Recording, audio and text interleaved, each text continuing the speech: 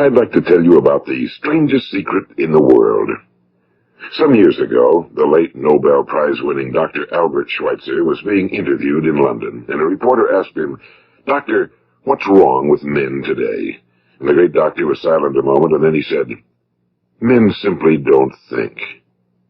It's about this that I want to talk with you. We live today in a golden age. This is an era that man has looked forward to, dreamed of, and worked toward for thousands of years. But since it's here, we pretty well take it for granted. We in America are particularly fortunate to live in the richest land that ever existed on the face of the earth, a land of abundant opportunity for everyone. But do you know what happens? Well, let's take 100 men who start even at the age of 25. Do you have any idea what will happen to those men by the time they're 65? These 100 men who all start even at the age of 25 believe they're going to be successful. If you ask any one of these men if he wanted to be a success, he'd tell you he did. And you'd notice that he was eager toward life, that there was a certain sparkle to his eye, an erectness to his carriage, and life seemed like a pretty interesting adventure to him. But by the time they're 65, 1 will be rich. 4 will be financially independent. 5 will still be working.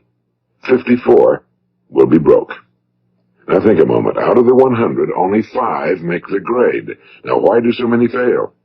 What has happened to the sparkle that was there when they were 25? What's become of the dreams, the hopes, the plans? And why is there such a large disparity between what these men intended to do and what they actually accomplished? When we say about 5% achieve success, we have to define success. And here's the best definition I've ever been able to find. Success is the progressive realization of a worthy ideal. If a man is working toward a predetermined goal and knows where he's going, that man is a success. If he's not doing that, he's a failure. Success is the progressive realization of a worthy ideal. Rollo May, the distinguished psychiatrist, wrote a wonderful book called Man's Search for Himself. And in this book he says, the opposite of courage in our society is not cowardice. It is conformity. And there you have the trouble today. It's conformity, people acting like everyone else without knowing why, without knowing where they're going. Now think of it. In America right now, there are over 18 million people 65 years of age and older. And most of them are broke. They're dependent on someone else for life's necessities. Now, we learn to read by the time we're 7. We learn to make a living by the time we're 25. Usually by that time, we're not only making a living, we're supporting a family. And yet, by the time we're 65, we haven't learned how to become financially independent in the richest land that has ever been known. Why? We conform. And the trouble is that we're acting like the wrong percentage group, the 95 who don't succeed. Now, why do these people conform? Well, they really don't know. These people believe that their lives are shaped by circumstances, by things that happen to them, by exterior forces. They're outer-directed people. A survey was made one time that covered a lot of men, working men, and these men were asked, "Why do you work? Why do you get up in the morning?" 19 out of 20 had no idea. If you ask them, they'll say, well, everyone goes to work in the morning, and that's the reason they do it, because everyone else is doing it. Now let's get back to our definition of success. Who succeeds? The only person who succeeds is the person who is progressively realizing a worthy ideal. He's the person who says, I'm going to become this, and then begins to work toward that goal. I'll tell you who the successful people are. A success is the school teacher who's teaching school because that's what he or she wants to do. The success is the woman who's a wife and mother because she wanted to become a wife and mother and is doing a good job of it. The success is the man who runs the corner gas station because that was his dream. That's what he wanted to do. The success is the successful salesman who wants to become a top-notch salesman and grow and build with his organization. A success is anyone who is doing deliberately a predetermined job because that's what he decided to do deliberately. But only 1 out of 20 does that. That's why today there isn't really any competition unless we make it for ourselves. Instead of competing, all we have to do is create. You know, for 20 years, I looked for the key which would determine what would happen to a human being. Was there a key I wanted to know which would make the future a promise that we could foretell to a large extent? Was there a key that would guarantee a person's becoming successful if he only knew about it and knew how to use it? Well, there is such a key, and I've found it. Have you ever wondered why so many men work so hard and honestly without ever achieving anything in particular, and others don't seem to work hard and yet seem to get everything? They seem to have the magic touch. You've heard them say that about someone. Everything he touches turns to gold. And have you ever noticed that a man who becomes successful tends to continue to become successful? And on the other hand, have you noticed how a man who's a failure tends to continue to fail? Well, it's because of goals. Some of us have goals, some don't. People with goals succeed because they know where they're going. It's that simple. Think of a ship leaving a harbor, and think of it with the complete voyage mapped out and planned. The captain and crew know exactly where it's going and how long it'll take. It has a definite goal. Now, 9,999 times out of 10,000, it will get to where it started out to get. Now, let's take another ship, just like the first, only let's not put a crew on it or a captain at the helm. Let's give it no aiming point, no goal, no destination. We just start the engines and let it go. I think you'll agree with me that if it gets out of the harbor at all, it will either sink or wind up on some deserted beach, a derelict. It can't go anyplace because it has no destination and no guidance, and it's the same with a human being. Take the salesman, for example. There's no other person in the world today with the future of a good salesman.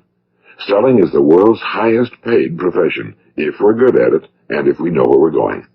Every company needs top-notch salesmen, and they reward those men. The sky's the limit for them. But how many can you find? Someone once said the human race is fixed, not to prevent the strong from winning, but to prevent the weak from losing.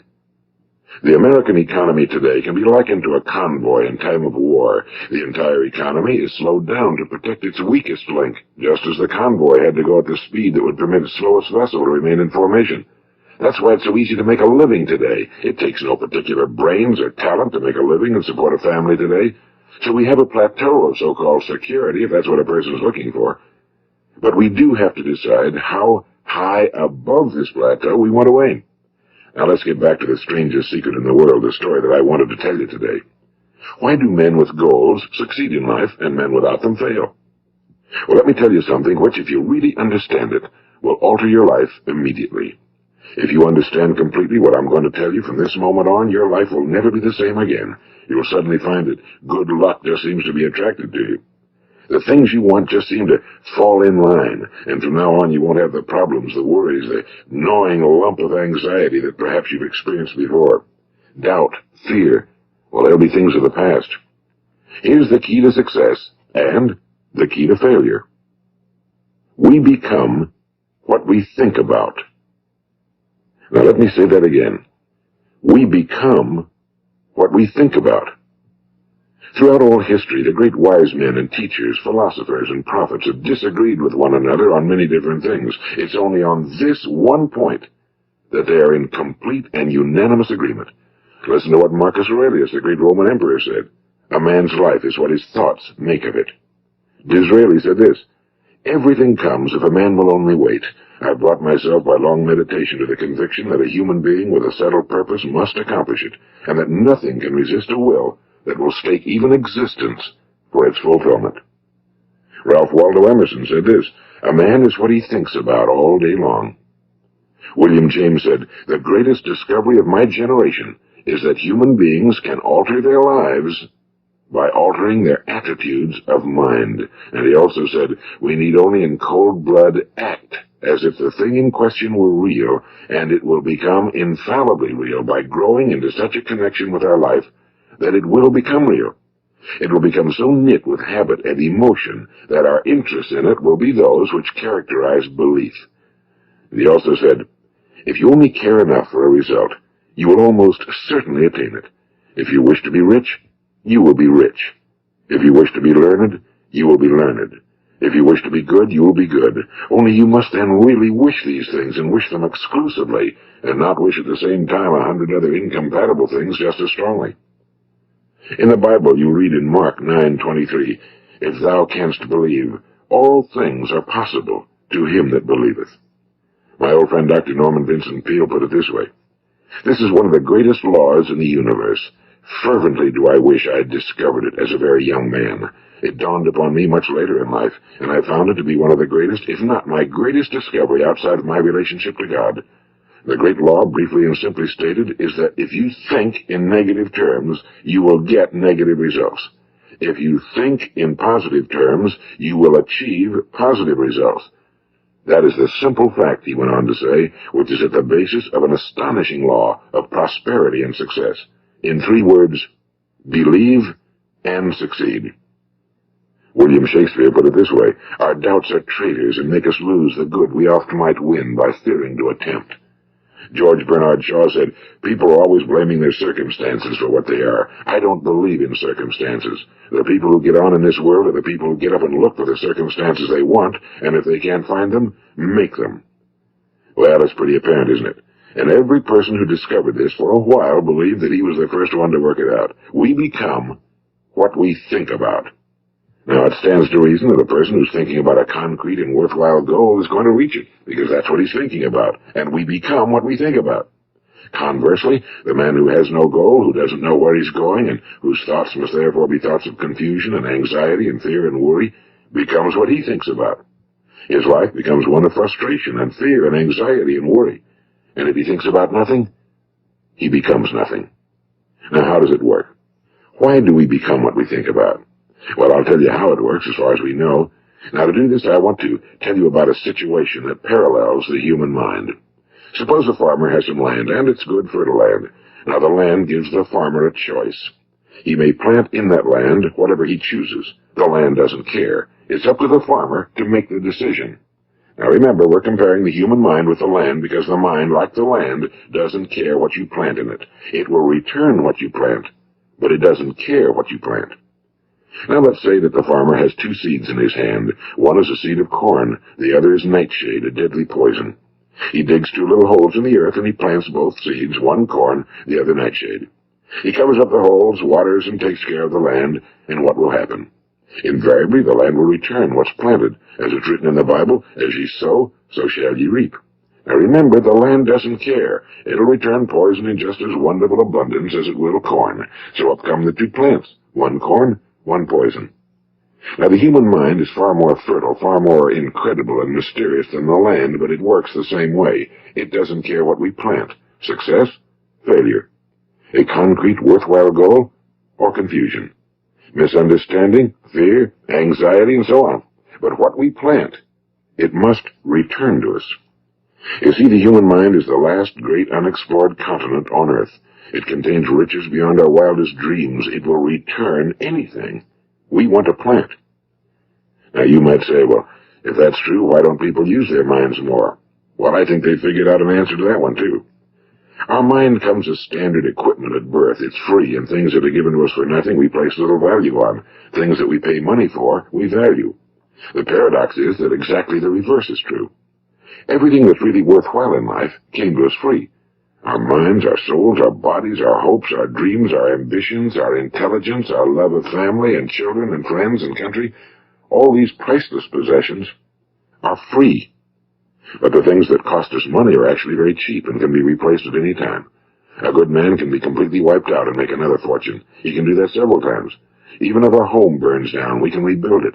But the things we got for nothing, we can never replace. The human mind isn't used because we take it for granted. Familiarity breeds contempt. It can do any kind of job we assign to it, but generally speaking, we use it for little jobs instead of big, important ones. Universities have proved that most of us are operating on about 10% or less of our abilities. So decide now, what is it you want? Plant your goal in your mind. It's the most important decision you'll ever make in your entire life. What is it you want? Do you want to be an outstanding salesman? A better worker at your particular job? Do you want to go places in your company, in your community? Do you want to get rich? All you've got to do is plant that seed in your mind, care for it, work steadily toward your goal, and it will become a reality. It not only will, there's no way that it cannot. You see, that's a law, like the laws of Sir Isaac Newton, the laws of gravity. If you get on top of a building and jump off, you'll always go down. You'll never go up, and it's the same with all the other laws of nature. They always work. They're inflexible. Think about your goal in a relaxed, positive way. Picture yourself in your mind's eye as having already achieved this goal. See yourself doing the things you will be doing when you've reached your goal. Ours has been called the phenobarbital age, the age of ulcers and nervous breakdowns and tranquilizers, at a time when medical research has raised us to a new plateau of good health and longevity. Far too many of us worry ourselves into an early grave, trying to cope with things in our own little personal ways, without learning a few great laws that will take care of everything for us. These things we bring on ourselves through our habitual way of thinking. Every one of us is the sum total of his own thoughts. He is where he is because that's exactly where he really wants to be, whether he'll admit that or not. Each of us must live off the fruit of his thoughts in the future, because what you think today and tomorrow, next month and next year, will mold your life and determine your future. You're guided by your mind. I remember one time I was driving through eastern Arizona, and I saw one of those giant earth-moving machines roaring along the road at about 35 miles an hour with what looked like 30 tons of dirt in it. A tremendous, incredible machine, and there was a little man perched way up on top with the wheel in his hands guiding it. And as I drove along, I was struck by the similarity of that machine to the human mind. Just suppose you're sitting at the controls of such a vast source of energy. Are you going to sit back and fold your arms and let it run itself into a ditch? Or are you going to keep both hands firmly on the wheel and control and direct this power to a specific, worthwhile purpose? It's up to you. You're in the driver's seat. You see, the very law that gives us success is a two-edged sword. We must control our thinking. The same rule that can lead a man to a life of success, wealth, happiness, and all the things he ever dreamed of for himself and his family. That very same law can lead him into the gutter. It's all in how he uses it, for good or for bad. This is the strangest secret in the world. Now, why do I say it's strange, and why do I call it a secret? Actually, it isn't a secret at all. It was first promulgated by some of the earliest wise men, and it appears again and again throughout the Bible, but very few people have learned it, understand it. That's why it's strange, and why for some equally strange reason it virtually remains a secret. I believe that you could go out and walk down the main street of your town and ask one man after another what the secret of success is, and you probably wouldn't run into one man in a month who could tell you. Now, this information is enormously valuable to us if we really understand it and apply it. It's valuable to us not only for our own lives, but the lives of those around us, our families, employees, associates, and friends. Life should be an exciting adventure. It should never be a bore. A man should live fully, be alive. He should be glad to get out of bed in the morning. He should be doing a job he likes to do because he does it well. One time I heard Grove Patterson, the great late editor-in-chief of the Toledo Daily Blade, make a speech, and as he concluded his speech, he said something I've never forgotten. He said, "My years in the newspaper business have convinced me of several things. Among them, that people are basically good, and that we came from someplace, and we're going someplace. So we should make our time here an exciting adventure. The architect of the universe didn't build a stairway leading nowhere." And the greatest teacher of all, the carpenter from the plains of Galilee, gave us the secret time and time again. As ye believe, so shall it be done unto you. I've explained the strangest secret in the world and how it works.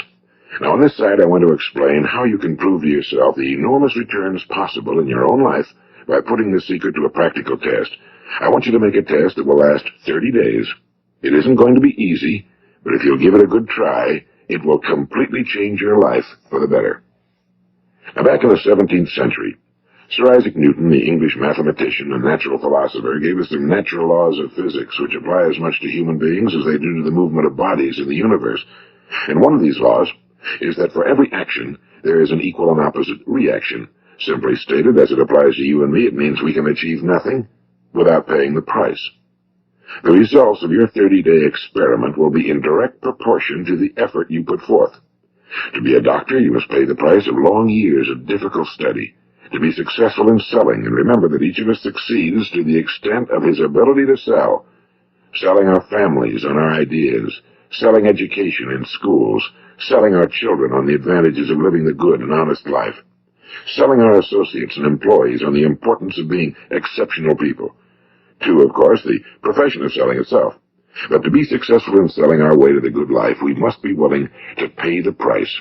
Now, what is that price? Well, it's many things. First, it's understanding emotionally, as well as intellectually, that we literally become what we think about, that we must control our thoughts if we're to control our lives. It's understanding fully that as ye sow, so shall ye reap. Second, it's cutting away all fetters from the mind and permitting it to soar as it was divinely designed to do. It's the realization that your limitations are self-imposed and that the opportunities for you today are enormous beyond belief. It's rising above narrow-minded pettiness and prejudice. And third, it's using all your courage to force yourself to think positively on your own problem, to set a definite and clearly defined goal for yourself, to let your marvelous mind think about your goal from all possible angles, to let your imagination speculate freely upon many different possible solutions, to refuse to believe that there are any circumstances sufficiently strong to defeat you in the accomplishment of your purpose, to act promptly and decisively when your course is clear, and to keep constantly aware of the fact that you are at this moment standing in the middle of your own acres of diamonds, as Russell Conwell used to point out. And fourth, save at least 10% of every dollar you earn. It's also remembering that no matter what your present job, it has enormous possibilities if you're willing to pay the price. Now let's just go over the important points in the price each of us must pay to achieve the wonderful life that can be ours. It is, of course, worth any price. 1. You will become what you think about. 2. Remember the word imagination and let your mind begin to soar. 3. Courage. Concentrate on your goal every day. 4. Save 10% of what you earn. And 5. Action. Ideas are worthless unless we act on them. Now I'll try to outline the 30-day test I want you to make. Keep in mind that you have nothing to lose by making this test and everything you could possibly want to gain. There are two things that may be said of everyone. Each of us wants something, and each of us is afraid of something. I want you to write on a card what it is you want more than anything else. It may be more money. Perhaps you'd like to double your income or make a specific amount of money. It may be a beautiful home. It may be success at your job. It may be a particular position in life. It could be a more harmonious family. Each of us wants something. Now write down on your card specifically what it is you want. Make sure it's a single goal and clearly defined. You needn't show it to anyone, but carry it with you so that you can look at it several times a day. Think about it in a cheerful, relaxed, positive way each morning when you get up. And immediately you have something to work for, something to get out of bed for, something to live for. Look at it every chance you get during the day and just before going to bed at night. And as you look at it, remember that you must become what you think about, and since you're thinking about your goal, you realize that soon it will be yours. In fact, it's yours really, the moment you write it down and begin to think about it. Look at the abundance all around you as you go about your daily business. You have as much right to this abundance as any other living creature. It's yours for the asking. Now we come to the difficult part. Difficult because it means the formation of what is probably a brand new habit, and new habits are not easily formed. Once formed, however, it will follow you for the rest of your life. Stop thinking about what it is you fear. Each time a fearful or negative thought comes into your consciousness, replace it with a mental picture of your positive and worthwhile goal. And there will come times when you'll feel like giving up. It's easier for a human being to think negatively than positively. That's why only 5% are successful. You must begin now to place yourself in that group. For 30 days, you must take control of your mind. It will think about only what you permit it to think about. Each day for this 30-day test, do more than you have to do. In addition to maintaining a cheerful, positive outlook, give of yourself more than you've ever done before. Do this knowing that your returns in life must be in direct proportion to what you give. The moment you decide on a goal to work toward, you're immediately a successful person. You are then in that rare and successful category of people who know where they're going. Out of every 100 people, you belong to the top 5. Don't concern yourself too much with how you're going to achieve your goal. Leave that completely to a power greater than yourself. All you have to do is know where you're going. The answers will come to you of their own accord and at the right time. Remember these words from the Sermon on the Mount, and remember them well. Keep them constantly before you this month of your test. Ask, and it shall be given you. Seek, and ye shall find. Knock, and it shall be opened unto you. For every one that asketh receiveth, and he that seeketh findeth, and to him that knocketh it shall be opened. It's as marvelous and as simple as that. In fact, it's so simple that in our seemingly complicated world, it's difficult for an adult to understand that all he needs is a purpose and faith. For 30 days, Do your very best. If you're a salesman, go at it as you've never done before, not in a hectic fashion, but with the calm, cheerful assurance that time well spent will give you the abundance in return you deserve and want. If you're a homemaker, devote your 30-day test to completely giving of yourself without thinking about receiving anything in return, and you'll be amazed at the difference it makes in your life. No matter what your job, do it as you've never done it before for 30 days. And if you've kept your goal before you every day, you'll wonder and marvel at this new life you've found. Dorothea Brand, the outstanding editor and writer, discovered it for herself and tells about it in her fine book, Wake Up and Live. Her entire philosophy is reduced to the words, act as though it were impossible to fail. She made her own test with sincerity and faith, and her entire life was changed to one of overwhelming success. Now, you make your test for 30 full days. Don't start your test until you've made up your mind to stick with it. You see, by being persistent, you're demonstrating faith. Persistence is simply another word for faith. If you didn't have faith, you'd never persist. If you should fail during your first 30 days, by that I mean suddenly find yourself overwhelmed by negative thoughts, you've got to start over again from that point and go 30 more days. Gradually, your new habit will form until you find yourself one of that wonderful minority to whom virtually nothing is impossible. And don't forget the card. It's vitally important as you begin this new way of living. On one side of the card, write your goal, whatever it may be. On the other side, write the words we've quoted from the Sermon on the Mount. Ask, and it shall be given you. Seek, and ye shall find. Knock, and it shall be opened unto you. Nothing great was ever accomplished without inspiration. See that during these crucial first 30 days, your own inspiration is kept at a peak. And above all, don't worry. Worry brings fear, and fear is crippling. The only thing that can cause you to worry during your test is trying to do it all yourself. Know that all you have to do is hold your goal before you. Everything else will take care of itself. Remember also to keep calm and cheerful. Don't let petty things annoy you and get you off course. Now, since making this test is difficult, some will say, why should I bother? Well, look at the alternative. No one wants to be a failure. No one really wants to be a mediocre individual. No one wants a life constantly filled with worry and fear and frustration. Therefore, remember that you must reap that which you sow. If you sow negative thoughts, your life will be filled with negative things. If you sow positive thoughts, your life will be cheerful, successful, and positive. Now, gradually, you will have a tendency to forget what you've heard on this recording. Play it often. Keep reminding yourself of what you must do to form this new habit. Gather your whole family around at regular intervals and listen to what's been said here.